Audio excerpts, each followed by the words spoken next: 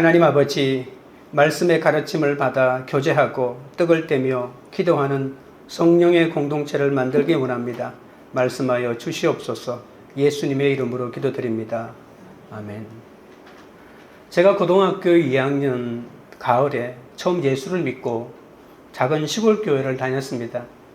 그때 예배 시간마다 합독하는 주보에 실린 작은 신앙 고백문이 있었는데 바로 오늘 본문입니다.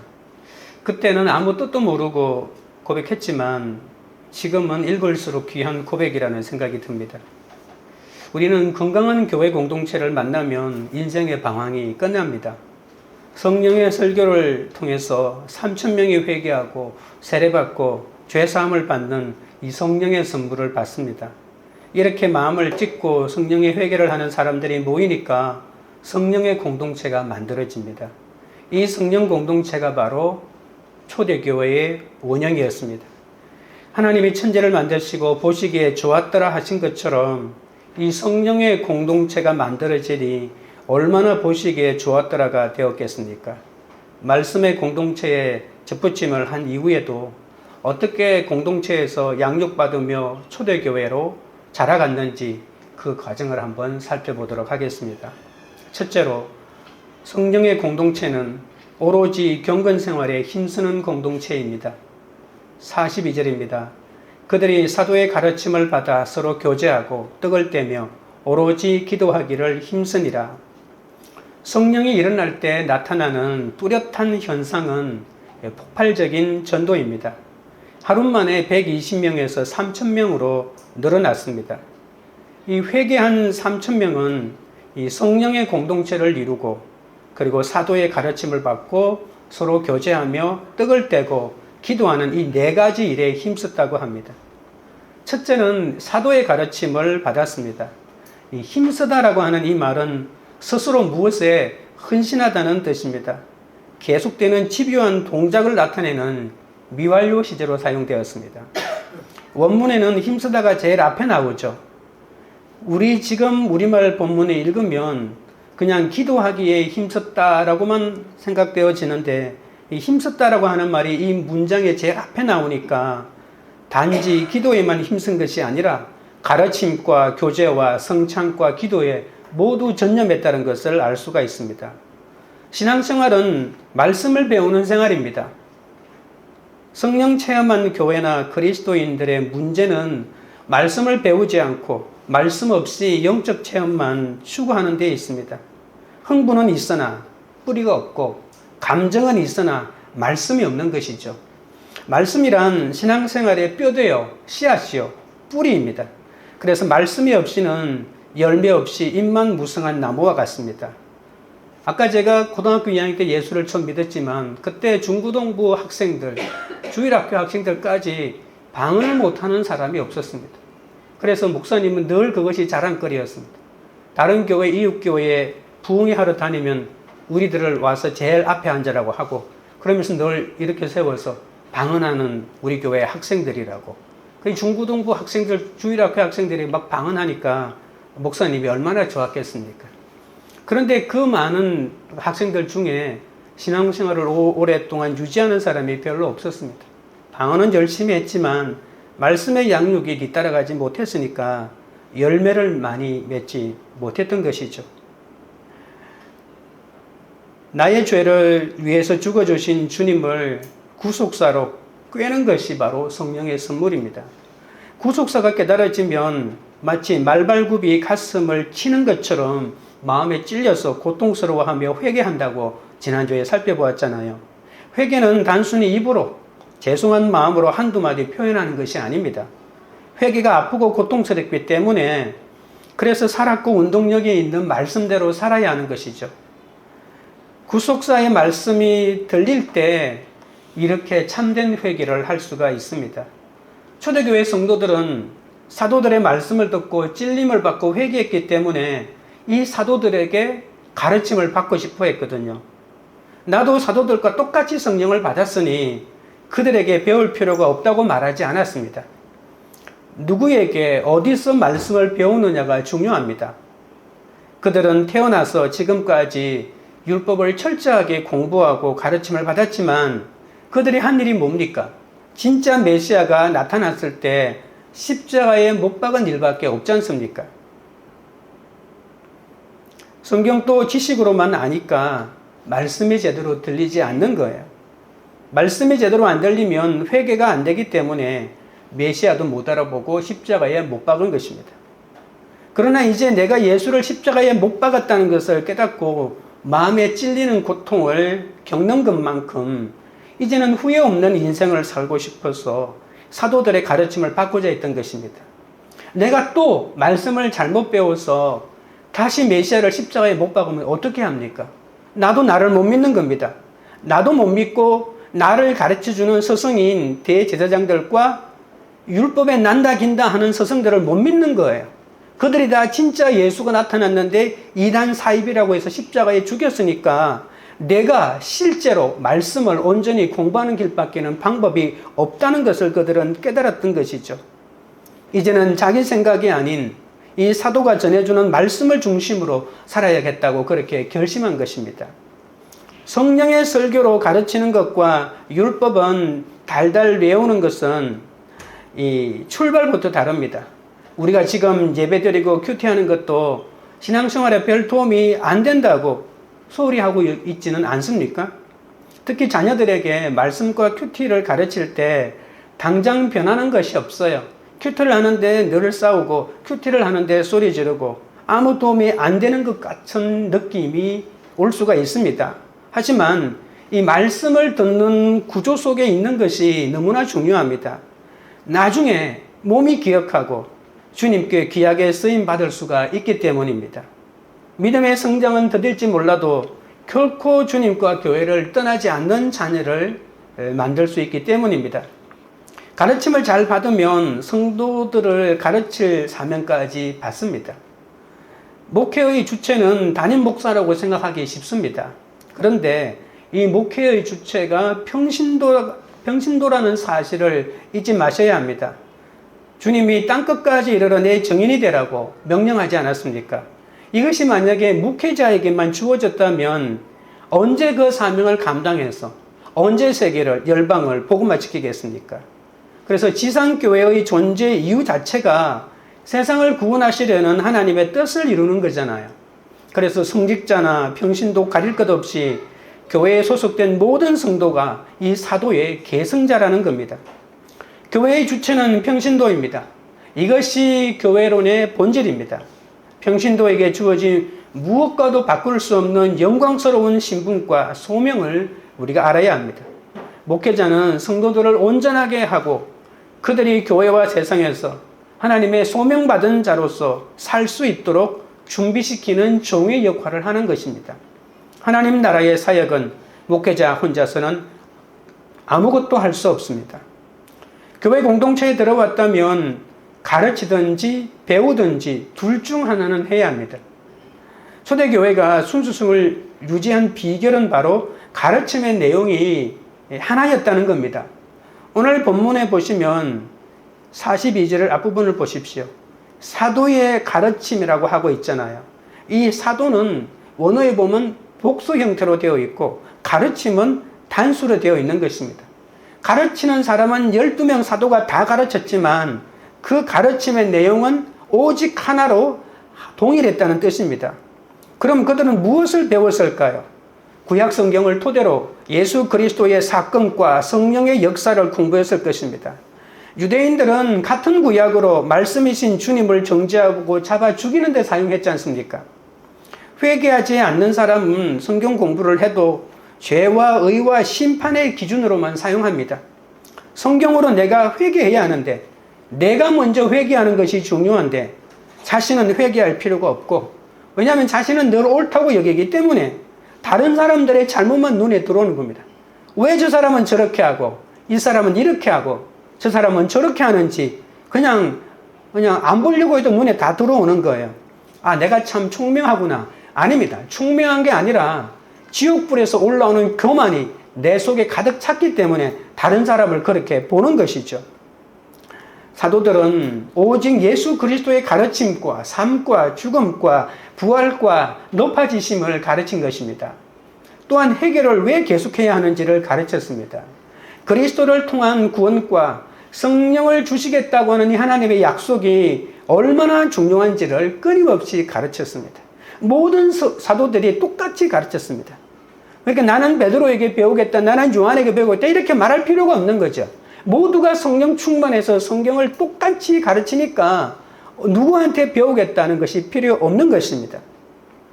여러분은 어떤 이단이 와서 도전한다 할지라도 그 도전을 막아내고 분명하게 대응할 수 있는 그런 훈련이 되어 있습니까? 한 사람을 그리스도에게 전도하는 데 필요한 말씀 훈련이 잘 되어 있습니까? 말씀에 대한 반응으로 회개가 늘 울려 퍼져야 참된 교회가 이루어집니다. 제가 양산에서 정미소 할 때 늘 찾아오는 20대 초반이었죠. 그때 여호와의 증인들이 일주일에 한 번씩 집에 찾아왔습니다. 여호와의 증인들이 때를 지어서 그 우리 시골 마을 동네에 흩어져서 복음을 전하는데 거기에 이제 우기 어머니라고 하는 분이 보통 이제 두 사람이 짝을 지어서 저를 찾아왔는데 저는 이렇게 이제 토론하는 걸 좋아하니까 제 방으로 오라고 해서 한 2시간씩, 3시간씩 막 얘기를 했는데 아무리 얘기해도 여호와의 증인이니까 말이 안 통하더라고요. 머리만 아프고. 그런데 그 우기 엄마라고 하는 분이 굉장히 많이 찾아왔어요. 지금 한 30년도 더 된 일인데 우기 엄마를 제가 아직 기억하고 있습니다. 그런데 어느 날 젊은 청년이 찾아왔더라고요. 누구냐고 하니까 우기라고 하더라고요. 그 엄마 아들이 찾아온 거예요. 그 엄마 아들하고도 또 한참 얘기했는데 말이 안 통하더라고요. 그 사람들이 지나가고 저하고 나이 또래가 비슷한 마릴성도 예수 그리스도 교회, 그러니까 몰몬교 선교사들. 몰몬교 선교사들은 이제 그 보통 장로라고 부릅니다. 대학교 생활하다가 군대 가고 난 다음에 군대를 제대하고 복학할 때 2년 동안 선교사로 헌신합니다. 그래서 이 까만 양복을 입고 외국인 한 명하고 또 남자 한 명, 대학생이 저희 집에 찾아왔는데 그 사람들하고도 오랫동안 교제를 했는데요. 얘기하는 걸 좋아하니까요. 근데 아마 그들이 나를 설득을 했지만 내가 그들 설득에 넘어가지 않으니까 그들이 되게 아마 약이 올랐을 것입니다. 그래도 이러한 교제를 한참 동안 했던 기억이 납니다. 여러분들은 이단에 왔을 때 얘기하지 마십시오.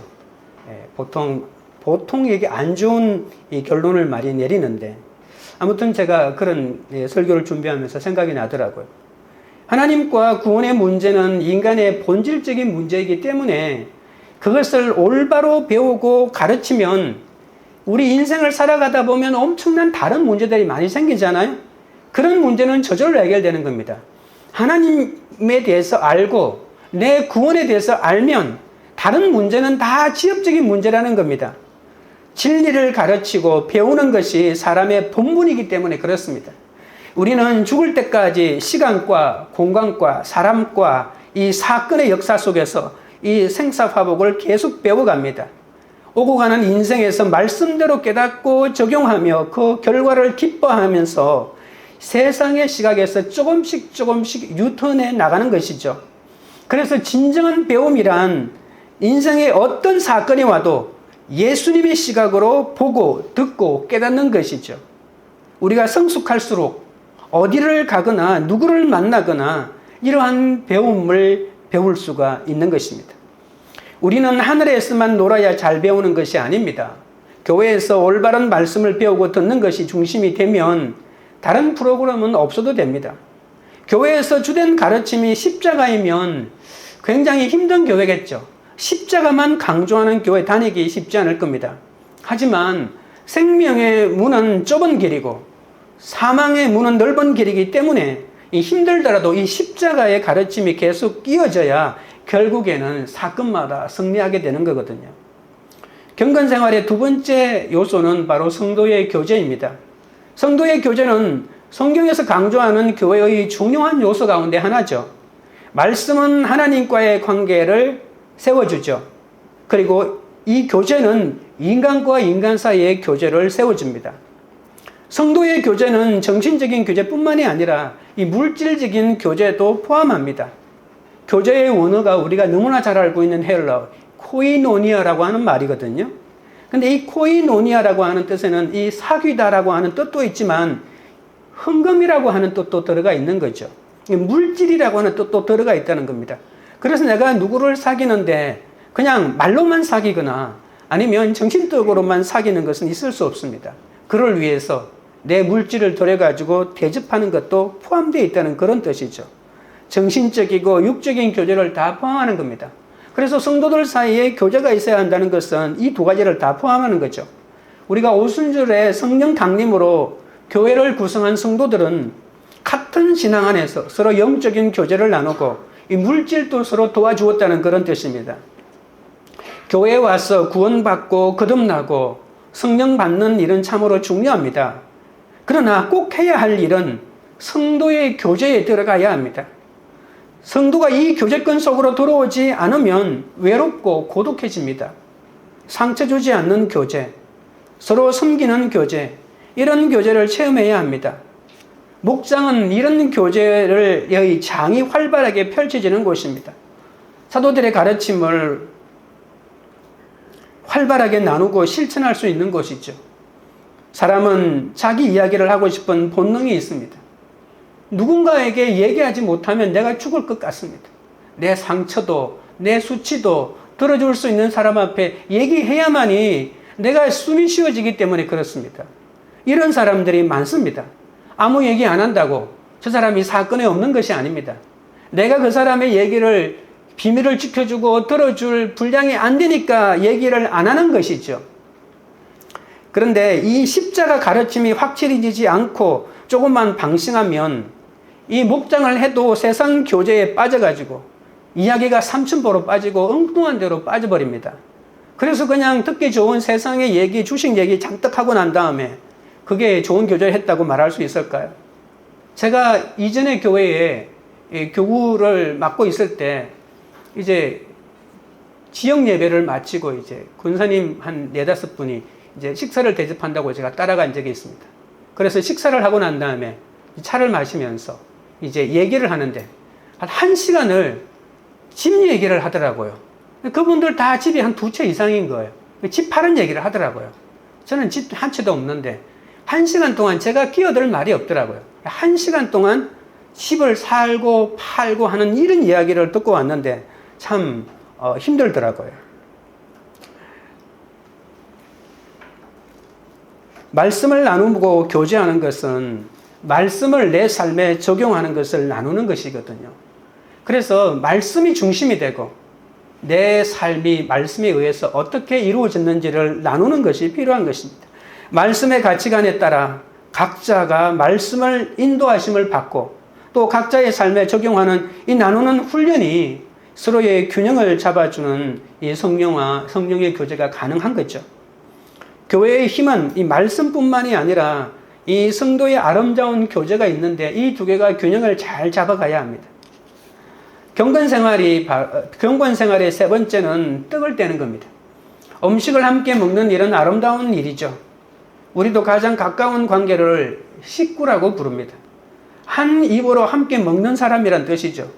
우리는 한 식구라 해놓고 떡을 떼지 않는다면, 밥 한 끼 제대로 먹지 않는 관계라면 식구가 아니죠. 이 떡을 떼다는 것은 또한 단순히 음식을 먹는 행위가 아니라 성만찬을 말합니다. 나를 위해 죽어주신 예수님의 몸과 피를 기념하는 거죠. 초대교회는 모일 때마다 이 애찬을 겸한 성찬식을 했습니다. 공동체의 형제 가운데 가난하여 식사를 제대로 못하는 지체들이 있었기 때문이죠.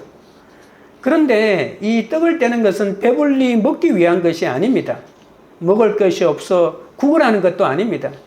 그래서 고린도 교회에 보면 먼저 온 사람이 배고프다고 다 먹어버리면 뒤에 온 사람이 먹을 것이 없으니까 한 사람 앞에 빵 한 조각이면 그것으로 충분하지 않습니까? 그거라도 먹고 허기를 채워야 할 사람들이 있었기 때문이죠. 다른 사람들이 먹을 것을 생각하고 내 먹을 것을 양을 조절하는 것도 아름다운 교제 아니겠습니까? 경건생활의 4번째는 오로지 기도하기에 힘썼다고 합니다. 초대교회 성도들에게는 기도에 전념하는 모습이 있었습니다. 원문에는 기도드리라고 복수로 말합니다. 이 기도는 개인 기도도 있지만 공동 기도도 있고 중보 기도도 포함하는 거죠. 기도는 성도들의 생명줄입니다. 여성이 아이를 잉태하면 그 아이는 엄마 뱃속에서 독립적으로 자라는 것이 아니죠. 엄마와 탯줄로 연결되어서 아이의 생명은 전적으로 엄마에게 의지합니다. 하나님이 인간을 창조하셨을 때도 인간은 스스로 독립할 수 없는 존재로 만드셨습니다. 오직 인간은 하나님과 관계하며 살도록 되어 있습니다. 인간에 대한 위대한 정의가 뭔지 아십니까? 성경이 말하는 인간은 피조물이다입니다. 다른 말로 하면 하나님이 없이는 살 수 없는 존재다라는 거죠. 그래서 기도하다는 말씀에 따라서 하나님의 뜻을 구하는 것이죠. 이 기도는 하나님과의 관계를 이어나가는 거고, 그런데 기도 가운데 가장 중요한 기도는 말씀을 따라 기도하는 거죠. 왜냐하면 하나님과 관계하는 거니까. 기도하긴 하는데 내가 원하는 것만 요구한다면 그건 하나님과의 관계가 아니고 나 혼자 하는 것이죠. 기도는 내 감정이나 직감이 아니라 말씀을 따라 해야 합니다. 기도 제목을 나누는 것은 삶을 오픈한다는 뜻이 있기 때문에 그 기도 제목을 듣기만 해도 은혜를 받는 때가 있습니다. 어떻게 이렇게 적나라하게 오픈할 수 있을까? 우리가 말씀의 가르침으로 교제를 하고 예수님의 몸과 피를 나누는 보혈의 공동체가 되면 이런 기도를 나누기가 정말 쉬워집니다. 그래서 우리가 기도 제목 나누기가 머뭇머뭇거릴 때 우리 공동체는 아직도 이 말씀의 가르침과 이 예수님의 몸과 피를 나눈 보혈의 공동체가 안 되었다는 것을 알 수도 있는 것이죠. 기도 제목은 내가 하고 싶은 이야기를 솔직하게 나누는 것이죠. 말씀 없이 기도했다간 내가 원하는 것만 이루어달라고 기복만 구할 확률이 높습니다. 그래서 말씀을 따라 기도해야 나를 하나님의 뜻에 적극적으로 굴복시킬 수가 있는 겁니다. 교회란 바로 이 네 가지 모습의 삶을 의미합니다. 말씀을 배우고 성도의 교제와 떡을 떼고 진심으로 기도에 힘쓰는 것이죠. 이것이 초대교회의 경건생활입니다. 3,000명이 되었지만 조금 더 혼란이 없었던 것은 이 말씀과 지도력이 확고하게 서 있었기 때문입니다. 질서정연하게 사도들의 가르침을 받고 교제하고 떡떼고 그리고 기도하는 이 성령의 공동체가 된 것입니다. 교회가 편안해지려면 이 순서를 잘 따라야 합니다. 오늘날 교회가 타락한 것은 이 네 가지 원형에서 벗어났기 때문입니다. 적용 질문 드립니다. 여러분은 가르침을 잘 받고 있습니까? 배운 것이 없다고 생각합니까? 사도의 가르침, 성도의 교제, 떡을 떼는 것, 그리고 기도 가운데 무엇이 안 되고 무엇이 잘 됩니까? 둘째는 성령의 공동체는 기사와 표적의 공동체입니다. 43절입니다. 사람마다 두려워하는데 사도들로 말미암아 기사와 표적이 많이 나타나니 베드로의 설교를 듣고 회개한 사람들은 일시적인 감정이 아니라 회개가 지속되었습니다. 그들은 사도들을 중심으로 일어나는 부흥과 기사와 표적들로 인해서 하나님에 대한 두려움이 계속 생겼기 때문이죠. 이 두려움은 단순한 무서움이 아니라 하나님의 능력에 충격을 받는 것입니다. 성령의 역사는 사람에게 정죄감과 두려움을 줍니다. 성령 공동체는 자꾸 사람들을 주께로 인도해야 하니까 이런 영적인 두려움으로 신령한 사건이 계속 일어나야 하는 거죠. 성령님의 도우심으로 온갖 종류의 문제가 해결되고, 그런데도 우리는 세상의 엄청난 권력과 돈과 악의 구조 속에서 궁지에 몰립니다. 이 세상의 도덕적 타락 앞에서 어쩔 줄 모르고 방황하는 것이 우리 아닙니까? 그러나 그리스도의 본질은 그것이 아닙니다. 세상 사람들은 그렇지 몰라도 우리에게는 하나님이 계십니다. 우리가 세상을 향해 벌벌 떨 것이 아니라 오히려 세상의 무기와 권력과 돈과 모든 세력이 하나님을 믿는 성도 앞에서 벌벌 떨어야 합니다. 초대교회는 아름다운 건물도 없고 조직도 없고 교파도 없었습니다. 그들이 가지고 있었던 것은 오직 성령이었습니다. 하나님의 능력이었습니다. 그러나 사람들은 교회 건물을 보고 두려워하는 것이 아니라 그들이 가진 성령의 능력을 보고 두려워했습니다. 우리의 거룩한 삶과 능력 있는 기도와 하나님을 경외하는 거룩한 모습이 모든 악한 세력들을 물리칠 수 있음을 알아야 합니다. 진리의 말씀에는 표적이 나타납니다. 진짜 표적은 문제가 잘 해결되는 것보다 내가 현재 처해 있는 환경의 원인을 알고 그리고 그것을 불평하지 않고 내 환경이 내 삶의 결론임을 인정하며 오히려 감사하는 데 있는 것입니다. 이것이 진짜 표적 아닙니까? 그것이 놀라서 기사가 되고 말씀을 붙더니 그것이 다른 사람이 볼 수 있는 표적이 되는 것이죠. 교회에는 기적과 표적이 있어야 합니다. 세상과 교회가 똑같으면 누가 교회를 두려워하겠습니까? 세상에 없는 것이 교회는 가지고 있어야 합니다. 세상은 싸우지만 교회는 사랑해야 하고, 세상은 의심하지만 교회는 믿음을 가지고 있어야 되지 않겠습니까? 이것이 기적이고 이것이 교회 아닙니까? 44절입니다. 44절, 45절. 믿는 사람이 다 함께해서 모든 물건을 서로 통용하고 또 재산과 소유를 팔아 각 사람의 필요를 따라 나눠주며. 기사와 표적 중에서도 가장 큰 것은 모든 물건을 서로 통용하고 재산과 소유를 팔아 각 사람의 필요를 따라 나눠주는 것입니다. 이것이 바로 유무상통이거든요. 말씀의 가르침과 기도 후에 일어나는 적용입니다. 이것은 정말로 엄청난 사건의 시작입니다. 그들은 서로의 필요를 보기 시작한 것입니다. 자신의 것을 나눠주고 다른 사람의 것을 받기 시작하는 것이죠. 믿는 사람이 다 함께 있다고 하는 말은 실제로 3,000명이 물리적으로 한 공간에 모였다는 말이 아닙니다. 가치관이 같다는 것입니다. 말씀으로 그들의 생각이 같아졌다는 뜻입니다. 성령이 임하니까 다 가족이 된 것이죠. 가족과 사랑과 믿음과 소망만이 이것을 가능하게 합니다. 어떻게 44절, 45절이 가능하지? 가족 간에는 가능합니다. 물론 지금은 가족 안에도 교회 안에도 세속이 들어와서 많이 변질되긴 했지만 적어도 가족 안에는 이것이 가능할 것입니다. 그럼 어떻게 모르는 사람들이 가족 공동체가 될 수 있을까요? 말발굽이 가슴을 치는 아픔으로 회개하면 나눠 쓰는 것이 아깝지 않다는 것입니다. 이 말발굽의 고통이 있으니까 끊어지지 않고 목장 공동체를 하는 것이 바로 기사와 표적 아닙니까? 돈만 있으면 자신의 자존심을 놀랍도록 세워지는 가공할 위력을 발휘하기 때문에 이 세상에 돈이면 안 되는 것이 없을 지경입니다. 그런데 초대교회 성도들은 회개하며 예수님이 주라고 선포하니 자기 재물을 그렇게 중요하고 세상에서 힘을 발휘하는 그 재물을 자기 것이라고 주장하는 사람이 없었다는 것입니다. 공산주의도 이 사도행전의 유무상통을 도용했죠. 그러나 공산주의는 초대교회와 달리 자발성이 없이 무조건 내놓아라고 빼앗아간 것이죠. 하나님과 성령만 빼놓고 모양은 다 복사를 했지만 제일 중요한 하나님과 성령이 없으니 그렇게 자발적으로 내놓는 사람이 없는 것입니다.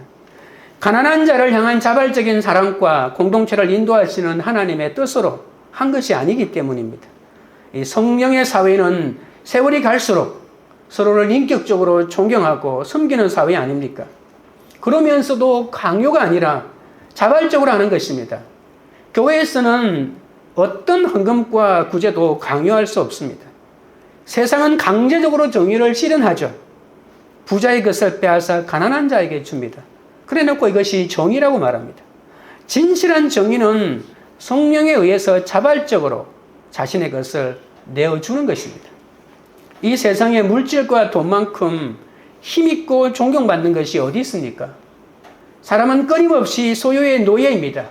여자도 권력도 세상도 땅도 세상의 모든 것을 자기 손아귀에 쥐고 싶은 것이 바로 죄인된 인간의 모습입니다. 그러나 우리에게 성령이 임하면 소유가 인생의 최고의 축복이라고 알던 사람이 그 소유를 스스로 포기하게 된다는 겁니다. 하나님 나라는 이 성령의 감동으로 자기 소유와 재산을 나눠주는 거죠. 성령이 임하고 감동받으면 우리는 나와 세상에 대하여 눈을 뜨게 되는 겁니다. 여러분, 성령이 임하지 않으면 아내에게도 자녀에게도 소유를 이전해 주지 않습니다. 놀라운 하나님의 질서와 하나님의 통치와 영광을 바라보게 되는 거죠. 이것이 희생이고 자기 포기 아닙니까? 내 소유를 포기하니까 나누게 되는 것이 있는 것입니다. 모든 것이 하나님에게서 왔으니 내 시간과 내 인생과 내 재능과 나의 삶 전부도 내 것이 아니라 하나님의 것이라고 생각하는 겁니다. 적용 질문 드립니다. 여러분의 성도 체율은 어느 정도입니까? 셋째는 모이기를 힘쓰는 공동체입니다. 46절입니다. 날마다 마음을 같이하여 성전에 모이기를 힘쓰고 집에서 떡을 떼며 기쁨과 순전한 마음으로 음식을 먹고, 기사와 표적의 공동체가 되면 모이기를 힘쓰는 것이 자연스럽습니다. 성도의 교제는 너무나 중요하니까 다시 반복하면서 성도의 교제를 강조하는 거죠. 아무리 말씀으로 가르침을 받아도 모여서 떡을 떼야 합니다. 이 떡을 떼는 데까지 나가지 않으면 그냥 그렇고 그런 모임에 불과합니다. 성전에 모이는 것도 힘쓰지만 집집마다 돌아다니며 모이는 것도 기쁨으로 모이는 성령의 공동체입니다. 큰 모임, 작은 모임이 저절로 잘 모여야 하는 것이죠. 기쁜 일이 없는 가운데서도 예배라도 기뻐야 하지 않을까요? 기쁜 일이 없다고요? 예배가 기쁜 일이 되면 되는 겁니다. 그래서 예배가 기쁘니까 애찬을 나누는 것이 즐겁습니다. 그동안 유대인들은 예루살렘 성전에 모였지만 그 예루살렘 성전에 모여서 제사를 드리는데 하나도 기쁘지 않았습니다. 모임에 기쁨이 없으니까 그들이 한 일이 예수를 죽이는 거지 않습니까? 자기보다 잘난 사람, 자기 성도를 빼앗아 가는 사람을 죽이고 싶은 이 교만과 오만이 일어났던 것이죠. 기쁨이 없는 사람은 그렇습니다. 남을 죽이려고 합니다. 그런데 이제 기쁨으로 달려가고픈 예배 공동체가 생겼다는 겁니다. 설렘이 가득 차고 가고 싶은 교회, 사모하는 공동체가 생긴 겁니다. 여러분은 모든 예배에 설렘이 있습니까? 성령의 선물을 경험하면 다시 살아나고 높아지신 그리스도가 나의 주님이시기 때문에 창조주 하나님의 임재를 경험하면 저는 이 땅에서 보고 싶은 것이 없어집니다. 다시 말해서 비교 대상이 없어진다는 겁니다. 누구보다도 내가 이런 게 없어지는 거죠. 어떻게 내가 세상을 탈출하면 다른 사람에게 이 세상을 탈출할 수 있다는 것을 보여주는 인생이 되죠. 어떻게 하든지 내가 이 세상을 탈출해야 합니다. 그래야만이 하나님 믿고 살아라고 다른 사람에게 말할 수 있지 않겠습니까? 나는 이 세상에서 탈출 못하고 이 세상에서 더 많이 가지려고 오히려 예수를 믿고 있는 모습을 보이면서 다른 사람들에게 예수 믿으라고 전할 수 있겠습니까? 그러면 내가 이 세상을 탈출하면 그럼 하나님이 우리 삶을 보존하고 안전하게 지켜줄까요? 우리가 세상을 탈출했어도 여전히 어렵고 힘든 일이 많습니다. 하지만 다시 세상으로 돌아가지는 않습니다. 몸에 밴 죄 때문에 회개할 일이 많지만 회개하고 예배를 사모하게 되니 모이기를 힘쓰게 되는 거죠. 이것이 바로 성령의 선물입니다. 베드로를 생각해 보십시오.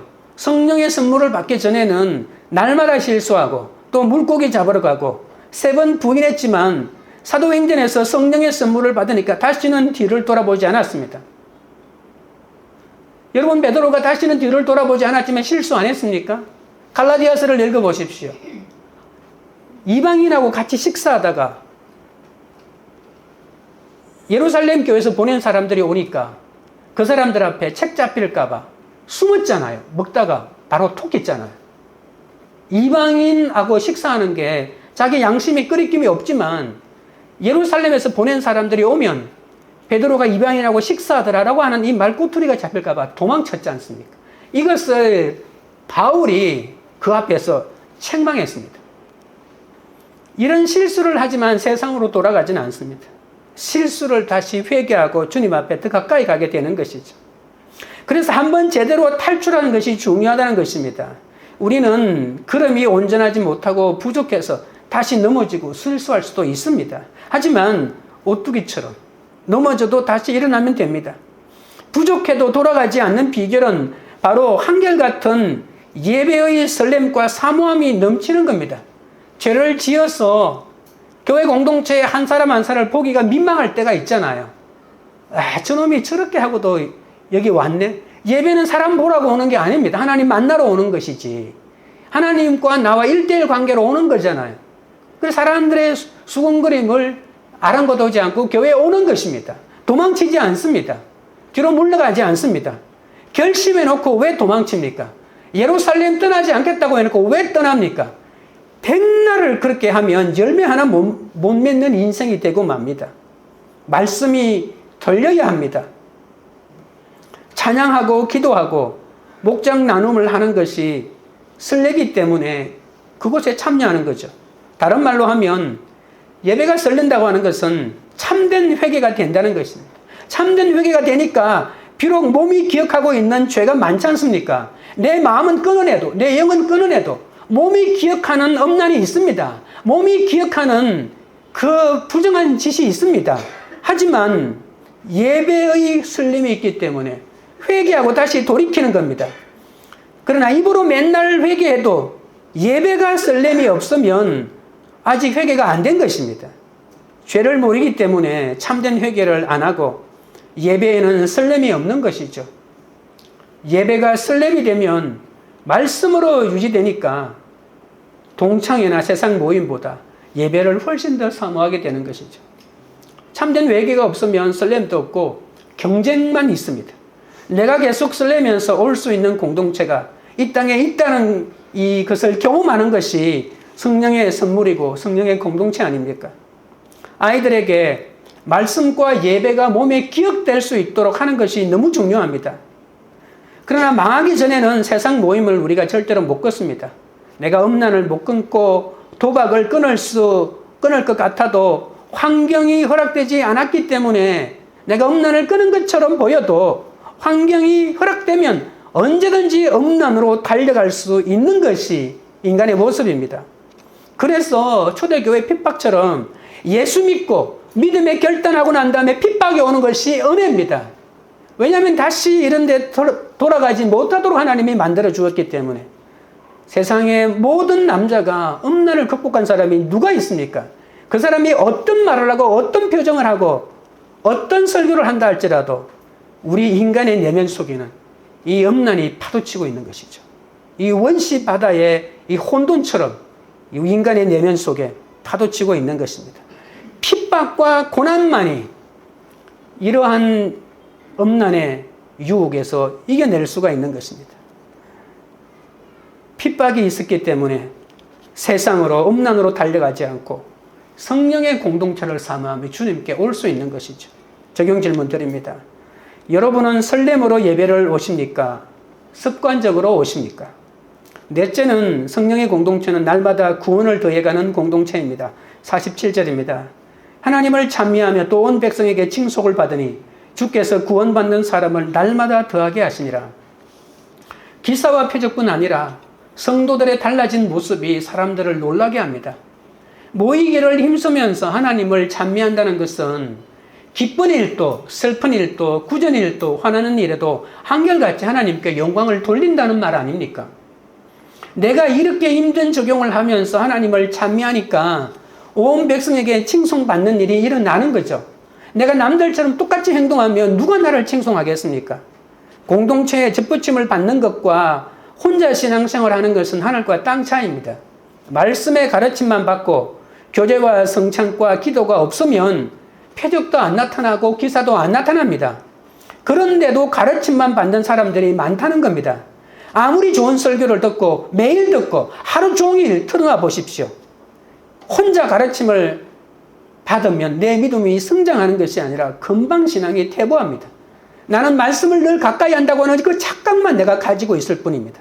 말씀 공동체에 덧붙여진 자는 120명에서 3,000명으로 부흥한 것처럼 우리의 마음과 생각과 삶에서 인격과 가치관이 함께 성장하고 성숙해 가는 것입니다. 십자가 가르침을 잘 받고 영육 간의 교제를 잘하면 저절로 빛이 되어서 사람들에게 비추게 되는 거죠. 삶이 따라주니까 안 믿는 사람들이 따라오고 구원받는 사람을 더하게 한다는 겁니다. 칭송받을 수밖에 없는 적용은 인간의 힘으로는 불가능하죠. 성령의 선물이기 때문에 이런 힘든 적용을 하면 나를 죽이려고 하는 사람을 용서하는 이런 적용을 하면 사람들이 감동하는 것입니다. 초대교회가 칭송을 받는다고 해서 모든 사람에게 칭송받은 것이 아니라는 것을 아셔야 합니다. 우리도 마찬가지입니다. 내가 예수 잘 믿는다고 모든 사람에게 칭찬받을까요? 초대교회의 결론은 3,000명의 사람이 예수 믿고 오래오래 행복하게 잘 살았다. 이거 아니잖아요. 이것은 성경의 주제도 아닙니다. 만약에 3,000명의 사람이 예수 믿고 오래오래 행복하게 잘 살았더라. 이것이 만약에 초대교회의 결론이라면 이런 교회를 우리가 본받을 필요도 없고 성경에서 우리가 묵상할 필요도 없습니다. 잠시 후에 베드로는 핍박받고 순교합니다. 3,000명을 더하고 5,000명을 더해도 스데반은 순교당했습니다. 3,000명, 5,000명 되면 그 사람들은 벼락부자가 되고 권력을 가지고 로마로부터 인정받게 되고 뭐 그런 거였습니까? 성령의 역사는 전하는 자, 듣는 자, 죽는 자에게까지 골고루 역사하십니다. 그러니까 3,000명을 더하게 하시는 것도 성령의 선물이고 순교와 핍박도 다 성령의 선물이라는 겁니다. 예수 믿으면서 항상 칭찬만 받지는 않습니다. 그러나 하나 명심하십시오. 현재의 고난은 장차 우리에게 나타날 영광과 비교할 수 없다는 것을 알아야 합니다. 내 현재의 고난은 장차 나타날 영광과 비교해야지 왜 다른 사람과 비교합니까? 나는 지금 이렇게 고난하는데 왜 잘 사는 친척과 비교합니까?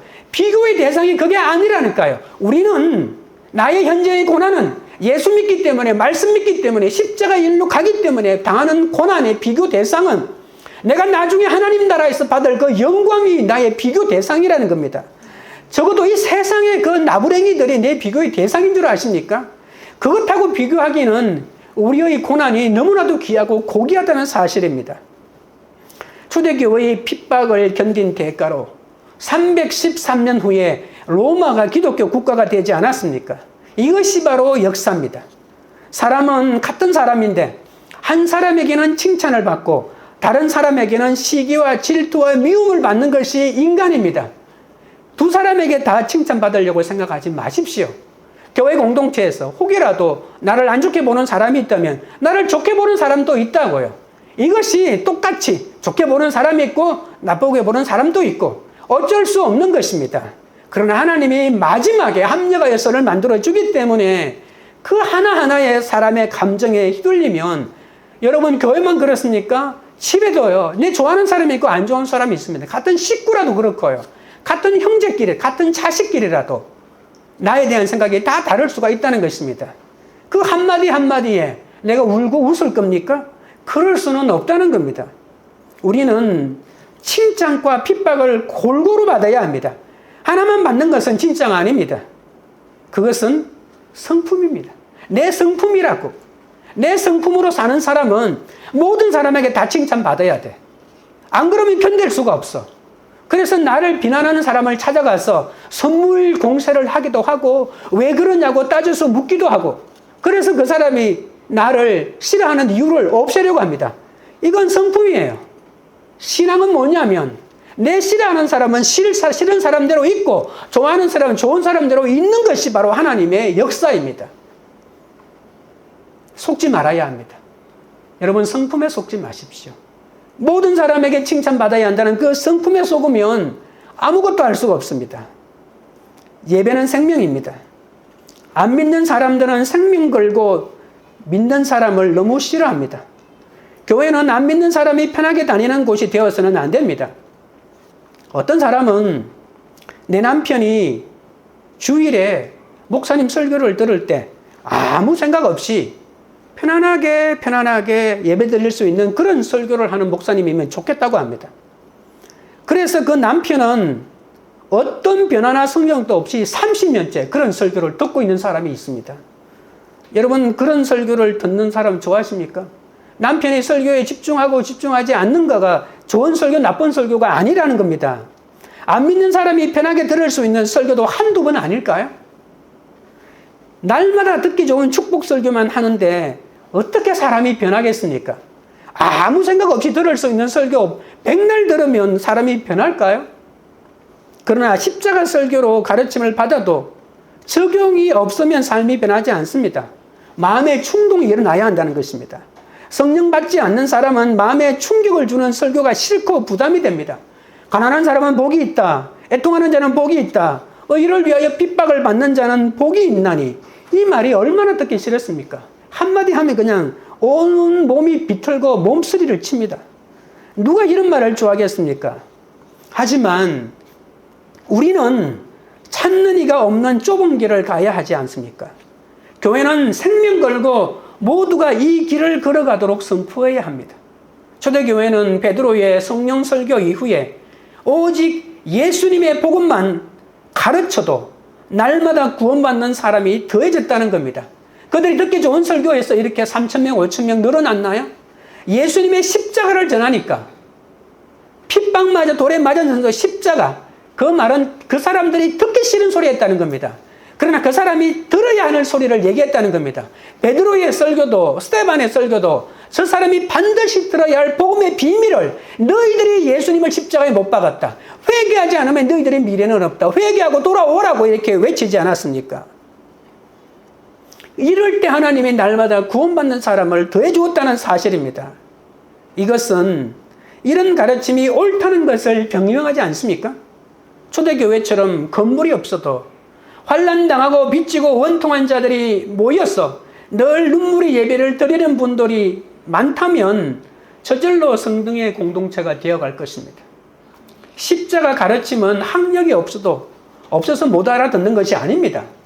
듣기 싫은 십자가 설교를 계속하면 언젠가는 구원받는 사람을 더하십니다. 축복 설교는 들을 때는 좋지만 말발굽으로 가슴을 치는 회개가 없기 때문에 아무리 들어도 제자리 걸음이라는 겁니다.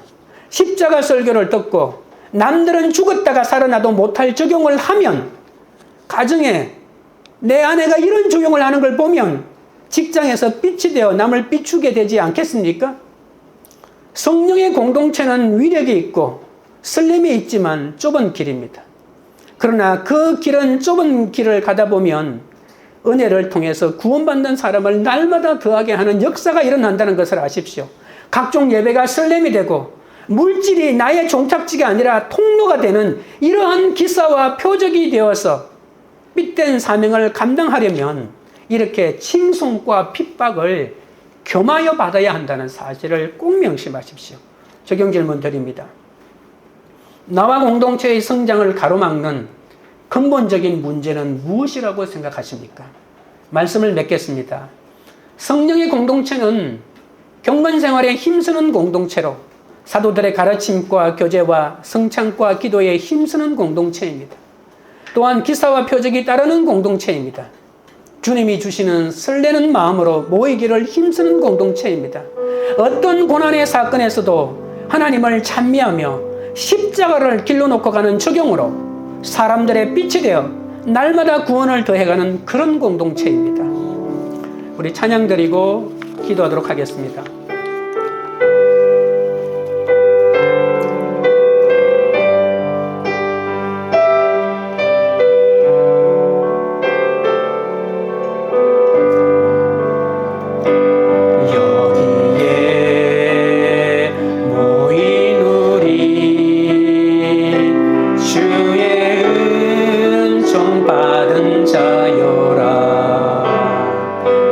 주께서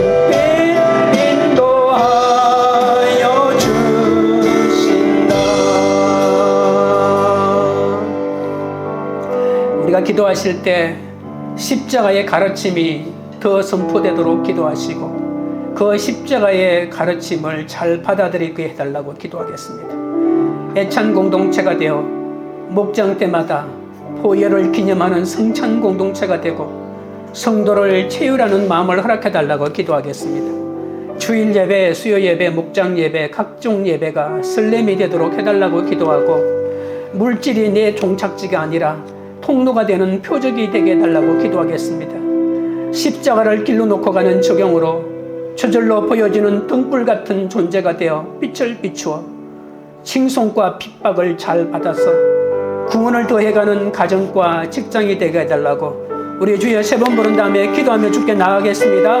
주여 주여 주여 거룩하시고 영원하신 하나님 우리 아버지여 십자가의 가르침이 더 선포되게 하여 주시옵소서.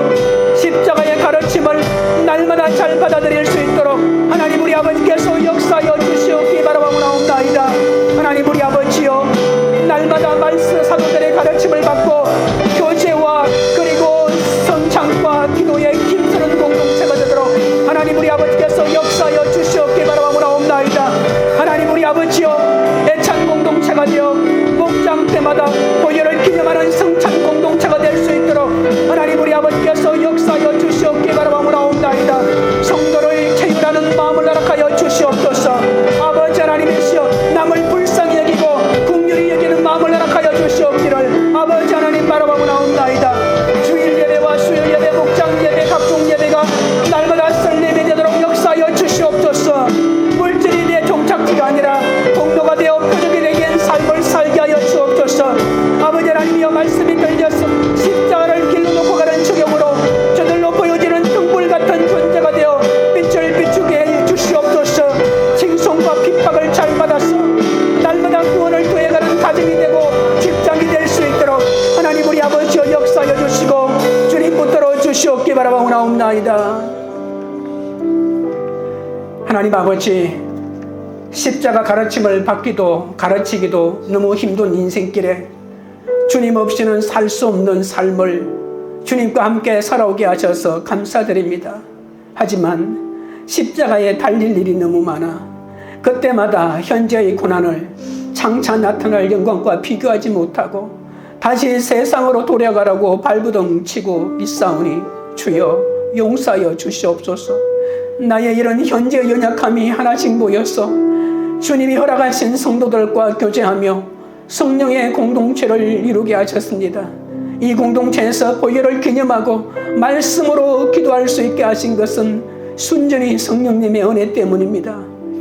이 공동체가 주님이 기뻐하시는 성령의 공동체가 되도록 날마다 하나님의 은혜를 나려 주시옵소서. 세상에 속한 사람을 세상 밖으로 출애굽시키기를 원합니다.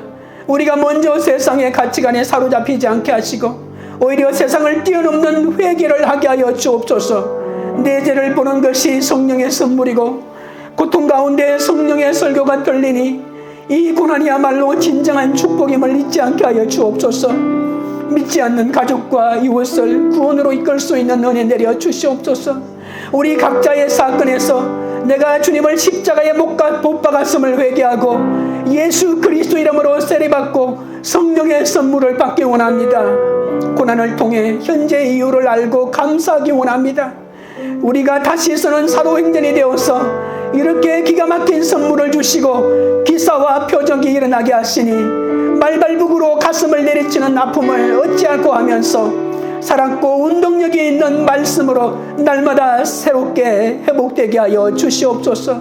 주님, 성경 말씀이 생명으로 가는 길은 좁은 문이고 사망으로 가는 길은 넓은 문이라고 했습니다. 우리가 모여서 날마다 어쩔 수 없이 몸이 기억하는 예배를 드리며 십자가의 신앙이 자녀들 세대에 내려갈 수 있도록 역사하여 주옵소서. 광교리들 교회가 사도들의 가르침을 잘 받게 하옵소서. 서로의 아픔을 품어주고 들어주는 성령도의 교제가 넘치게 하옵소서. 떡을 떼는 기쁨과 아버지 하나님이여 누리는 공동체가 되게 하시고 온 힘을 다하여 기도에 힘쓰는 성령의 공동체가 되게 하여 주옵소서. 각자의 고난을 통해 내 현재 이유를 알고 감사하며 십자가의 가르침이 대를 이어 내려갈 수 있도록 역사하여 주시옵소서. 예수 그리스도 이름으로 기도드리옵나이다. 아멘.